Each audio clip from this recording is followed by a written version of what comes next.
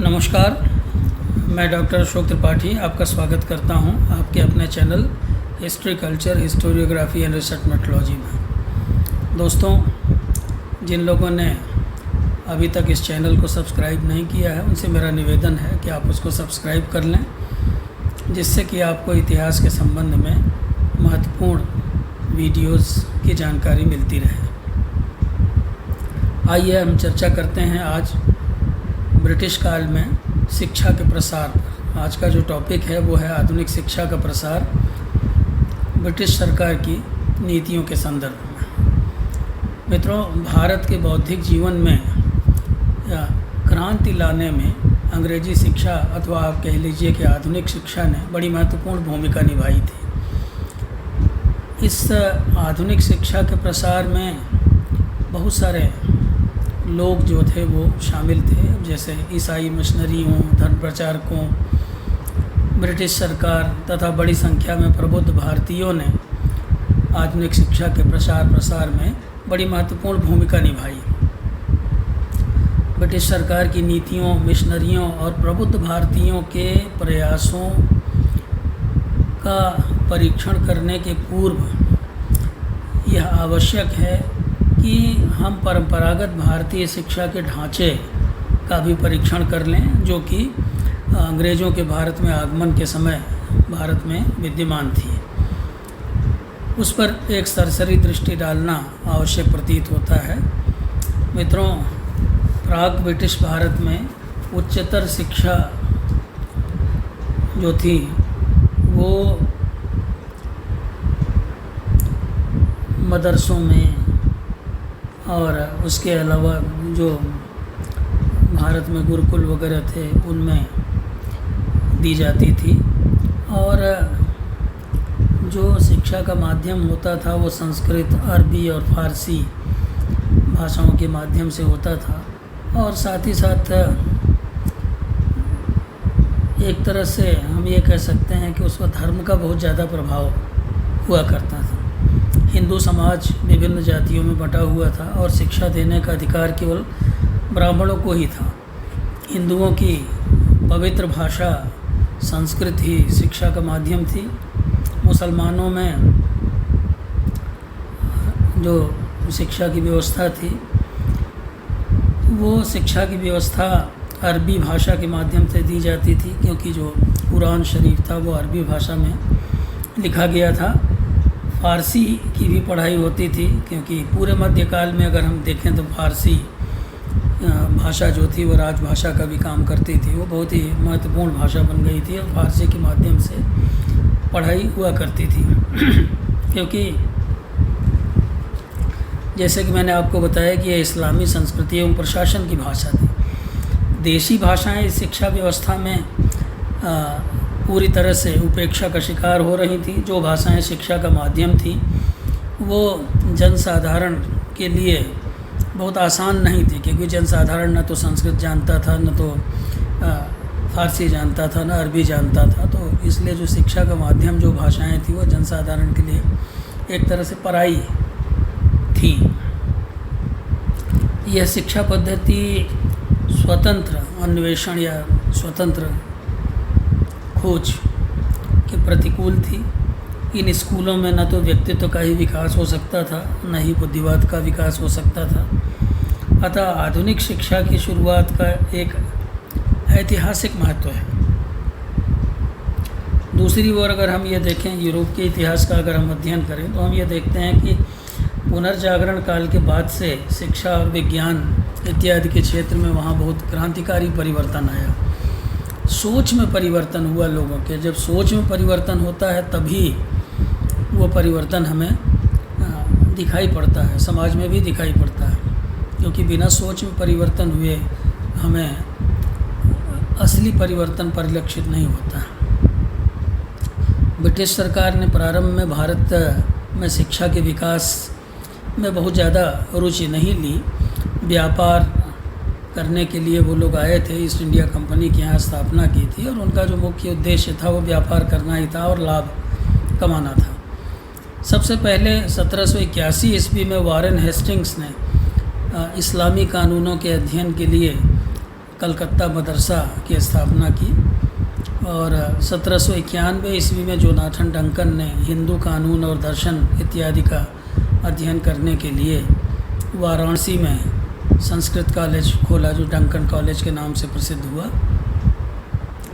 East India company के एक असैनिक नौकर ग्रांट ने ब्रिटिश सरकार का ध्यान अंग्रेज़ी शिक्षा के प्रसार के लिए आकृष्ट करने का प्रयास किया, लेकिन उन दिनों जो ईस्ट इंडिया कंपनी थी वो व्यापार और लाभ पे ज़्यादा ध्यान देती थी, इसलिए ग्रांट को कोई बहुत ज़्यादा सफलता नहीं मिली। इसी समय ईसाई मिशनरियों ने भारत में अपनी गतिविधियां बड़ी तेज़ी से प्रारंभ की और अगर हम देखें तो ईसाई मिशनरियों को काफ़ी सफलता मिली भारत में। 1793 ईस्वी में विलियम कैरी नामक एक मिशनरी कलकत्ता पहुंचा। उसने बंगाल में कुछ स्कूल खोले और उसने बाइबल का बंगला भाषा में अनुवाद भी करवाया। कैरी के उदाहरण को दूसरे मिशनरियों और कुछ भारतीयों ने अपनाया, जिनमें प्रमुख हैं डेविड हेयर और राजा राम मोहन राय इत्यादि। इन्होंने आधुनिक धर्मनिरपेक्ष पश्चिमी शिक्षा के प्रसार के लिए ईस्ट इंडिया कंपनी पर दबाव डालना प्रारंभ किया। यहाँ यह ध्यान रखना चाहिए मित्रों कि मिशनरियों का मुख्य उद्देश्य जो था वो शिक्षा के प्रसार के साथ साथ जो है भारतीयों को शिक्षित बना करके उनको ईसाई धर्म में दीक्षित करना भी था, उनका मुख्य लक्ष्य ये था। लेकिन इस बहाने भारत में आधुनिक शिक्षा का प्रसार प्रारंभ हुआ। 1813 के चार्टर एक्ट में पार्लियामेंट ने कंपनी से विद्वान भारतीयों को बढ़ावा देने, देश में आधुनिक ज्ञान विज्ञान को प्रोत्साहित करने का आदेश दिया। साथ ही इस उद्देश्य के लिए 1 लाख रुपया खर्च करने का निर्देश भी दिया, यानी थोड़ी आर्थिक सहायता दी गई। कि कहने का मतलब कि दूसरे शब्दों में हम ये कह लें कि 1 लाख रुपए का एक फ़ंड जारी किया गया शिक्षा के प्रचार प्रसार के लिए, लेकिन दुर्भाग्य से इसका कोई बहुत अच्छा परिणाम नहीं निकला। 1823 ईस्वी में बंगाल में सार्वजनिक शिक्षा की एक समिति नियुक्ति की गई और 1813 से 1823 तक इसी बात पर बहस चलती रही कि पाश्चात्य शिक्षा को बढ़ावा दिया जाए अथवा परंपरागत शिक्षा को बनाए रखा जाए। दूसरी बात ये थी कि शिक्षा का माध्यम क्या हो। तो ये बातें जो हैं वो बहस का मुख्य विषय थी एक दशक तक, 1813 से 1823 तक। 1823 में कलकत्ता में एक संस्कृत कॉलेज की स्थापना की गई और लेकिन संस्कृत कॉलेज की स्थापना का राजा राम मोहन राय ने घोर विरोध किया, क्योंकि राजा राम मोहन राय का ये कहना था कि हमें 2000 साल पूर्व की शिक्षा नहीं चाहिए। राजा राम मोहन राय आधुनिक शिक्षा व्यवस्था के पक्ष में थे। सार्वजनिक शिक्षा समिति संस्कृत, अरबी और फारसी ग्रंथ छापने तथा संस्कृत कॉलेज और मदरसा चलाने में अपना धन खर्च कर रही थी, किंतु शीघ्र ही नवीन विचारों का प्रभाव समिति पर पड़ने लगा और वह ओरिएंटलिस्ट एवं एंग्लिसिस्ट नामक 2 भागों में बट गई। अब यहाँ पे ये समिति जो है वो 2 फाड़ हो गई है, तो ओरिएंटलिस्ट और एंग्लिसिस्ट। तो ये दोनों जो थे वो अपने अपने विचारों की वकालत किया करते थे और यह विवाद 1835 ईस्वी में जाकर के ख़त्म हुआ, जब इस विवाद का निपटारा अंग्रेज़ी शिक्षा की वकालत करने वालों के पक्ष में हुआ। मित्रों, जैसा कि आप सब लोगों ने आधुनिक भारतीय इतिहास में पढ़ा होगा कि अंग्रेज़ी शिक्षा का सबसे प्रबल प्रचारक और सबसे प्रबल पोषक लॉर्ड मैकाले था। उसने भारतीय संस्कृति के बदले पाश्चात्य संस्कृति को प्रतिष्ठित करने की बात कही। उसका उद्देश्य था कि भारतीयों के एक ऐसे वर्ग का निर्माण जो रंग एवं खून में तो भारतीय हों, लेकिन रुचि, विचार, नैतिकता और बुद्धि से अंग्रेज हों। वह शिक्षा के माध्यम के रूप में अंग्रेजी का समर्थक था। राजा राम मोहन राय जैसे आधुनिक विचारधारा के लोगों का उसे समर्थन प्राप्त था। 1835 ईस्वी में लॉर्ड बेंटिंक ने उसके विचारों का अनुमोदन किया और उसे अपनाया भी। यहाँ एक बात उल्लेखनीय है कि मैकाले के विचार पूर्वाग्रह एवं अज्ञान से ग्रसित थे। फिर भी उसका यह दावा कि भौतिक तथा सामाजिक विज्ञानों के क्षेत्र में यूरोपीय ज्ञान भारतीय ज्ञान से श्रेष्ठ है, वो काफ़ी हद तक सही भी था। 1835 ईस्वी के निर्णय पर कंपनी की सरकार ने पुराने जो स्कूल वगैरह थे उनकी पूरी तरह से अवहेलना की और उन्होंने जो कंपनी की तरफ से जो स्कूल वगैरह खोले गए थे उन स्कूलों में शिक्षा का माध्यम अंग्रेजी बना दिया। अब बम्बई के जगन्नाथ शंकर सेठ और N.I. मकबा, पराग जी, कोवास जी आदि जो थे, इन लोगों ने इसका बहुत विरोध किया, किंतु इसका कोई प्रभाव नहीं पड़ा ईस्ट इंडिया कंपनी के ऊपर। महाविद्यालय स्तर पर या कॉलेज स्तर पर शिक्षा का माध्यम अंग्रेजी बना रहा, किंतु माध्यमिक स्तर पर देशी भाषाओं का प्रयोग भी होता रहा। जन शिक्षा की नीति की उपेक्षा करने के कारण 1835 ईस्वी में शिक्षा नीति की काफ़ी आलोचना भी हुई और यह नीति गलत नहीं थी, किंतु प्राथमिक स्कूलों के लिए शिक्षकों को प्रशिक्षित करने के लिए बड़ी संख्या में स्कूलों की आवश्यकता थी। अच्छा, दूसरी बात यह थी कि उच्च शिक्षा के साथ ही जन शिक्षा का काम भी करना था, किंतु सरकार ने डाउन फिल्ट्रेशन थियरी का सहारा लिया। डाउन फिल्ट्रेशन थियरी यानी कि ऊपर से रिस करके जो है वो नीचे आएगी जो शिक्षा व्यवस्था थी।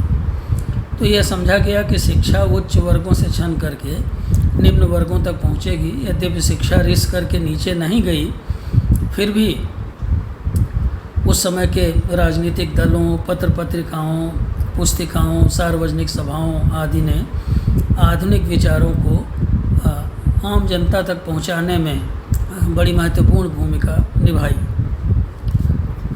अब आइए हम बातचीत करें शिक्षा में एक बड़ा महत्वपूर्ण परिवर्तन हुआ 1854 ईस्वी में, जिसे वुड्स डिस्पैच कहा जाता है। तो शिक्षा के विकास का जो अगला कदम था वो 1854 ईस्वी का वुड्स डिस्पैच था, जिसने भारत पर सरकार से औरतों और जन शिक्षा की जिम्मेदारी लेने की सिफारिश की। वुड्स डिस्पैच ने शिक्षा विषयक सारे मतभेद को बड़ी अच्छी तरह से परिभाषित किया और बड़ी अच्छी तरह से जो है उन्होंने उसको प्रस्तुत किया। इसे भारतीय शिक्षा में मैग्ना कार्टा के रूप में जाना जाता है, क्योंकि इसने सरकार के लिए कुछ उच्च स्तरीय कार्य निर्धारित किए वुड्स डिस्पैच ने। यानी उसकी जो सिफारिशें थी वो सरकार के लिए बड़ी महत्वपूर्ण थी। वुड्स डिस्पैच में शिक्षा पद्धति के माध्यम के बारे में कहा गया कि कॉलेज स्तर पर शिक्षा के माध्यम के रूप में अंग्रेजी का प्रयोग होना चाहिए। आप इसको ऐसे भी समझ सकते हैं कि नंबर 1 वुड्स डिस्पैच जो है उसने पहली बात यह कही कि कॉलेज स्तर पर शिक्षा के माध्यम के रूप में अंग्रेजी का प्रयोग होना चाहिए। दूसरी बात उन्होंने ये कही कि माध्यमिक शिक्षा अंग्रेजी व देशी दोनों भाषाओं में दी जाए। और तीसरी बात उन्होंने ये कहा कि भारतीय भाषाओं को प्रोत्साहन देना चाहिए, जिससे कि वे उच्च शिक्षा का माध्यम बन सकें। डिस्पैच के अनुसार भारत में शिक्षा पद्धति के 3 उद्देश्य थे। पहला उद्देश्य था पाश्चात्य संस्कृति का प्रचार प्रसार करना, जो कि वो प्रारंभ से जब से आए थे तभी से कर रहे थे। दूसरा उद्देश्य था जन प्रशासन के लिए सुप्रशिक्षित जन सेवक तैयार करना, क्योंकि जैसा कि आप सब जानते हैं कि ब्रिटिश शासन को भारत में ऐसे लोगों की ज़रूरत थी जो उनके लिए काम करें। और वो जितने पढ़े लिखे होंगे, जितने ट्रेंड होंगे, प्रशिक्षित होंगे, उतना ही ब्रिटिश शासन के लिए फ़ायदेमंद था वो। तीसरी बात ये थी कि भारतीय प्रजा को ब्रिटिश शासन के प्रति अपना कर्तव्य निभाने की योग्यता प्रदान करना। एक तरह से आप कह लीजिए कि वो एक ऐसा लॉयल क्लास तैयार करना चाहते थे जो उनके प्रति स्वामी भक्त हों और अपनी योग्यता से उनके कार्य को संपादित करें। तो इस डिस्पैच का कोई भी विशेष असर नहीं पड़ा। सरकार ने कागजी तौर पर डाउन फिल्ट्रेशन थियरी को छोड़ दिया। डिस्पैच द्वारा दिए गए निर्देशों के अनुसार प्रांतों में शिक्षा विभाग बनाए गए। 1857 में कलकत्ता, बम्बई और मद्रास विश्वविद्यालयों की स्थापना की गई, किंतु किसी प्रकार की ठोस प्रगति होने के पहले ही 1857 का विद्रोह हो गया। ये एक तरह से, जैसा कि अगर हम भारतीय इतिहासकारों की बात माने तो ये भारत के प्रथम स्वतंत्रता संग्राम का बिगुल बजा दिया था इस विद्रोह ने। और हम ये देखते हैं कि इस विद्रोह के परिणाम स्वरूप ईस्ट इंडिया कंपनी की सरकार समाप्त हो गई। तो मित्रों, 1858 के पहले की स्थिति पर हमने बातचीत की। अब आइए हम बातचीत करते हैं 1858 के बाद क्या स्थिति रही। 1858 में भारतवर्ष का शासन ब्रिटिश क्राउन के अधीन हो गया, किंतु 1854 का वुड्स डिस्पैच ही अभी भी शिक्षा नीति का आधार बना रहा। 1859 में 1859 में भारत सचिव ने सरकारी अनुदान को केवल माध्यमिक और उच्च शिक्षा के लिए ही निर्धारित कर दिया। इसलिए प्राइमरी और वर्नाक्यूलर शिक्षा का भारत के विभिन्न प्रांतों में बहुत कम विकास हो पाया। कुछ अन्य कारणों से भी प्राइमरी शिक्षा का बहुत कम विकास हुआ, जैसे कि बालकों का बहुत छोटी आयु में काम पर जाना इत्यादि। क्योंकि भारतवर्ष में जो है वो गरीबी बहुत ज़्यादा थी, लगातार इनका शोषण हो रहा था, तो छोटे छोटे बच्चे भी काम पे जाया करते थे। तो 1870 ईस्वी के पश्चात कुछ भारतीयों ने इस दिशा में प्रयास किया। कुछ उच्च शिक्षा प्राप्त भारतीय ICS की परीक्षाओं में सफल होने लगे। इस पर ब्रिटिश सरकार ने इस परीक्षा में बैठने की आयु घटा दी और उच्च शिक्षा की उपेक्षा करते हुए प्रारंभिक शिक्षा पर अधिक ध्यान देना प्रारंभ कर दिया। ब्रिटिश सरकार द्वारा प्रारंभिक शिक्षा के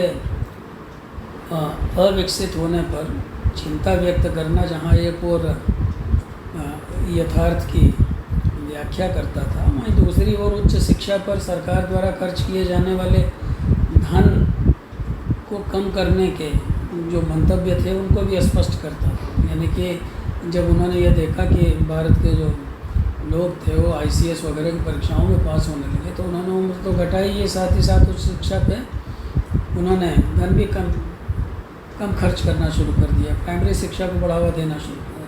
आप लिटन को देखिए, लिटन जैसा जो व्यक्ति था जो कि जिसकी छवि भारत में बहुत अच्छी नहीं थी, तो लिटन के समय में दिल्ली कॉलेज बंद कर दिया गया तथा यूरोपियन और एंग्लो इंडियन बालकों के लिए अधिक धन खर्च किया गया, भारतीयों की उपेक्षा की गई। यहाँ एक बात उल्लेखनीय है कि 1857 के विद्रोह में शिक्षित भारतीयों के भाग न लेने के कारण जो ब्रिटिश अधिकारी थे वो बहुत प्रसन्न थे, किंतु उनका यह दृष्टिकोण जल्दी ही बदल गया। क्योंकि जो शिक्षित भारतीय थे उन्होंने अपने ज्ञान का उपयोग अब ब्रिटिश शासन के साम्राज्यवादी चरित्र का विश्लेषण करने में तथा प्रशासन में भागीदारी की मांगें रखने के लिए करना प्रारंभ कर दी। 1885 ईस्वी में भारतीय राष्ट्रीय कांग्रेस की स्थापना हुई और कांग्रेस की स्थापना के बाद सरकार भारतीयों के सक्रिय विरोधी बन गई। 1882 ईस्वी में रिपन ने वुड्स डिस्पैच के कार्यों का मूल्यांकन करने के लिए हंटर कमीशन नियुक्त किया। रिपन जो था वो भारत में उसकी छवि बहुत अच्छी थी, तो उसने हंटर कमीशन नियुक्त किया। इसके 20 सदस्य थे, जिनमें 8 सदस्य भारतीय थे। कमीशन ने 1884 ईस्वी में अपनी रिपोर्ट प्रस्तुत की। इस रिपोर्ट की जो मुख्य सिफारिशें थीं वो इस प्रकार से थी कि पहली जो सिफारिश थी वो ये थी कि सरकार को उच्च शिक्षा संस्थाओं के सीधे संचालन तथा प्रबंध से अपने हाथ हटा लेना चाहिए और इसके स्थान पर उन्हें उच्च शिक्षा संस्थाओं को वित्तीय सहायता देना चाहिए। दूसरी बात जो इस रिपोर्ट में कही गई वो ये थी कि कॉलेजों में एक ही प्रकार का और विश्वविद्यालयों में कई प्रकार का पाठ्यक्रम निर्धारित करना चाहिए। तीसरी बात जो कही इसमें वो ये थी कि नैतिक शिक्षा अनिवार्य कर देनी चाहिए। चौथी बात ये कही गई कि विद्यार्थियों से ली जाने वाली फीस तथा उनकी उपस्थिति और छात्रवृत्ति आदि के विषय में विशेष नियमों का पालन किया जाना चाहिए। माध्यमिक और प्राइमरी शिक्षा से संबंधित कुछ सिफारिशें भी हंटर कमीशन ने की, जिनमें पहली सिफारिश थी कि हाई स्कूल जो थे उनमें 2 प्रकार की परीक्षा हो, एक प्रवेश के लिए और दूसरी व्यावसायिक परीक्षा हो। दूसरी बात ये कही गई कि स्कूलों में फर्नीचर आदि की व्यवस्था की जाए। तीसरी बात ये कही गई कि राज्य प्रारंभिक शिक्षा संस्थाओं की स्थापना के लिए स्थानीय सहयोग की प्रतीक्षा न करें, जबकि माध्यमिक शिक्षा का प्रबंध स्थानीय सहयोग के बिना व्यर्थ था। चौथी बात ये थी कि प्राथमिक शिक्षा का नियंत्रण स्थानीय संस्थाओं को सौंप दिया जाए और इन्हें शिक्षा खर्च का 1/3 अनुदान के रूप में दिया जाए। तो इस तरह से मित्रों आपके समझ में आ गया होगा कि हंटर कमीशन ने क्या सिफारिशें की। 1881-82 में उच्च शिक्षा पाने वाले विद्यार्थियों की संख्या 5403 थी, जो कि 1901-02 में 23,009 हो गई। किंतु प्राइमरी शिक्षा के व्यय में विशेष वृद्धि नहीं हुई। 1881-1882 में यह 16.77 यानी 16.77 लाख था, जो कि 1901 में 16.92 लाख हो गया। अंग्रेज़ सरकार जो थी वो सामान्य जनता की शिक्षा के प्रति उदासीन बनी रही। तो इस बात का सहज ही अनुमान उस समय के प्राप्त जो आंकड़े हैं उनसे लगाया जा सकता है। मध्यम वर्ग अंग्रेजी शिक्षा की ओर विशेष रूप से आकृष्ट हुआ, क्योंकि उसने इसे नौकरी पाने का एक साधन समझा था। उनको ये ऐसा लग रहा था कि अंग्रेजी शिक्षा से उन्हें अच्छी नौकरी मिल सकती है, उनकी बेरोज़गारी दूर सकती है, वो अच्छे पदों पे नियुक्त हो सकते हैं। कुलीन और निर्धन वर्ग अंग्रेजी शिक्षा के प्रति उदासीन ही रहे, जबकि मध्यम वर्ग अंग्रेजी शिक्षा का पक्षधर था। हालांकि कुलीन और निर्धन वर्ग उदासीन तो थे, लेकिन पूरी तरह से नहीं थे। उनमें से भी कुछ लोग जो थे वो अंग्रेजी शिक्षा ग्रहण करने से परहेज नहीं करते थे। अब मुसलमानों की बात करें तो मुसलमान ये समझते थे कि अंग्रेजी शिक्षा प्राप्त करने से उन्हें इस्लाम धर्म में अरुचि हो जाएगी, वो इस्लाम से दूर चले जाएंगे। इसलिए मुसलमान विद्यार्थी गणित और अंग्रेजी आदि में काफ़ी पीछे रह जाते थे। सर सैयद अहमद खान ने अलीगढ़ कॉलेज के माध्यम से मुसलमानों में अंग्रेजी शिक्षा के प्रति काफ़ी रुचि जगाने का प्रयास किया। उन्होंने काफ़ी प्रयास किया, काफ़ी कोशिश की, लेकिन उन्हें बहुत ज़्यादा सफलता नहीं मिली। मित्रों, 1901 ईस्वी की जनगणना को अगर आप देखिए तो 1901 ईस्वी की जनगणना के अनुसार भारतवर्ष में 1000 पुरुषों में 98 और 1000 स्त्रियों में केवल 7 लोग ही लिखना पढ़ना जानते थे। फिर से सुन लीजिए इसे, 1000 पुरुषों में केवल 98 आउट ऑफ 1000 पुरुष और ओनली 7 आउट ऑफ 1000 वीमेन। तो 1000 स्त्रियों में केवल 7 स्त्रियाँ ही पढ़ना लिखना जानती थीं और पुरुषों में 98। प्रारंभिक शिक्षा के क्षेत्र में केवल 15% बालक ही पाठशाला जाते थे। माध्यमिक और उच्च शिक्षा की जो स्थिति थी वो भी बहुत ज़्यादा संतोषजनक नहीं थी। तो इसी से उस काल की जो शिक्षा व्यवस्था थी उसका अनुमान लगाया जा सकता है कि भारत में शिक्षा के क्षेत्र में लोग कितने पिछड़े हुए थे। 1899 ईस्वी में लॉर्ड कर्जन भारत का वायसराय बना। उसका विचार, जो कि राजनीति से प्रेरित था, उसका विचार यह था कि उच्च शिक्षा पर अधिक सरकारी नियंत्रण स्थापित किया जाए तथा प्राइमरी शिक्षा पर अधिक ध्यान दिया जाए। इंडियन नेशनल कांग्रेस के प्रभाव तथा भारत के राजनीतिक असंतोष तथा अधिकारों की मांग को वह कम करना चाहता था। वह ये समझता था कि उसकी नीति से कांग्रेस आंदोलन कमज़ोर पड़ जाएगा, इसीलिए जो है वो भारतीयों की जो मांग थी उनके ऊपर ध्यान नहीं देता था। कर्जन को कुछ अन्य दोष भी शिक्षा पद्धति में दिखाई पड़े, जैसे कि कॉलेजों में संगठित जीवन का अभाव था तथा शिक्षा का अधिक महत्व परीक्षाएं पास करना था। कर्जन ने अपने विचारों को संगठित रूप में प्रस्तुत करने के लिए 1901 में शिमला में एक कॉन्फ्रेंस बुलाई और 150 प्रस्ताव पास करके उसके विचारों को व्यवस्थित रूप दिया गया। प्राइमरी, माध्यमिक और उच्च शिक्षा से संबंधित बहुत सारे सुधार प्रस्तुत किए गए शिमला कॉन्फ्रेंस में। उच्च शिक्षा के लिए कॉलेजों को विश्वविद्यालय द्वारा मान्यता प्रदान करने के प्रश्न पर सरकारी नियंत्रण को अधिक बढ़ाने की बात भी कही गई। भारतीय समाचार पत्रों में कर्जन की इस नीति की बहुत तीव्र आलोचना हुई। 1902 में एक और परिवर्तन आया। 1902 में कर्जन ने रेले यूनिवर्सिटी कमीशन नियुक्त किया। रेले कमीशन बनाया, जो यूनिवर्सिटीज़ एक्ट के नाम से भी जाना जाता है। तो इस कमीशन ने अपनी रिपोर्ट में भविष्य में उच्च शिक्षा से संबंधित कॉलेजों को सरलता से मान्यता न देने, विश्वविद्यालय के विभिन्न संस्थाओं में सरकारी प्रतिनिधित्व बढ़ाने, विधि शिक्षा को केंद्रीकृत न करने इत्यादि के सुझाव दिए थे। शिक्षित भारतीय नेताओं को सर्वाधिक आपत्ति उच्च शिक्षा संबंधित प्रस्तावों से थी। इंडियन नेशनल कांग्रेस ने भी इन प्रस्तावों की तीखी आलोचना की, किंतु कर्जन ने उनकी बात पे विशेष, उनकी आलोचना पे ध्यान नहीं दिया, उसकी कोई चिंता नहीं की और 1904 ईस्वी में इंडियन यूनिवर्सिटीज़ एक्ट पास कर दिया, जिसकी प्रमुख धाराएं थीं कि तीनों पुराने विश्वविद्यालयों के सीनेट के सदस्यों की संख्या कम से कम 50 और अधिक से अधिक 100 कर दी गई तथा नए विश्वविद्यालयों के लिए क्रमशः 40 एवं 75 कर दी गई। विश्वविद्यालय सिंडिकेट के सदस्यों की संख्या 20 कर दी गई। दूसरी बात यह थी कि कॉलेजों एवं विश्वविद्यालयों से संबंधित अधिकार सरकार को दे दिया गया। तीसरी बात यह थी कि विश्वविद्यालय को स्नातकोत्तर शिक्षा के प्रबंध के अधिकार भी दे दिए गए और इस प्रकार अनुसंधान तथा उच्च शिक्षा के लिए कुछ सुविधाएं, थोड़ी बहुत सुविधाएं उपलब्ध कराई गई। तो इस अधिनियम से स्पष्ट था कि वह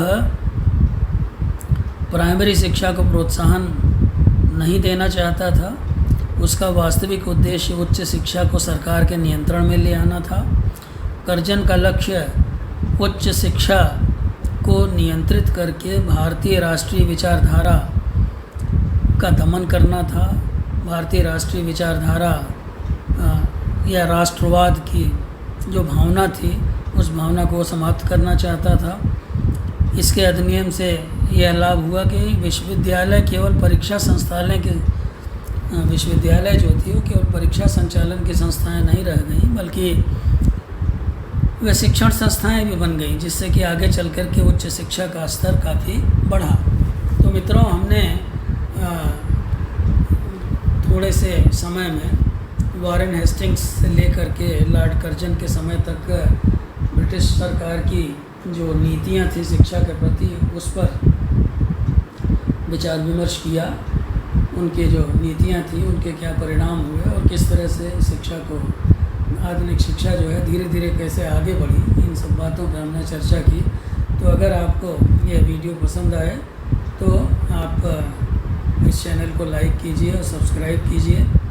आपका बहुत बहुत धन्यवाद, बहुत बहुत शुक्रिया। आप कमेंट अवश्य कीजिए, कमेंट करके और इसके अलावा और जिस विषय पे आपको वीडियो की आवश्यकता हो वो भी आप बताइए, जिससे कि हम आपकी सेवा में उस तरह का जो वीडियो है वो लेकर के प्रस्तुत हो सकें। बहुत बहुत धन्यवाद। नमस्कार।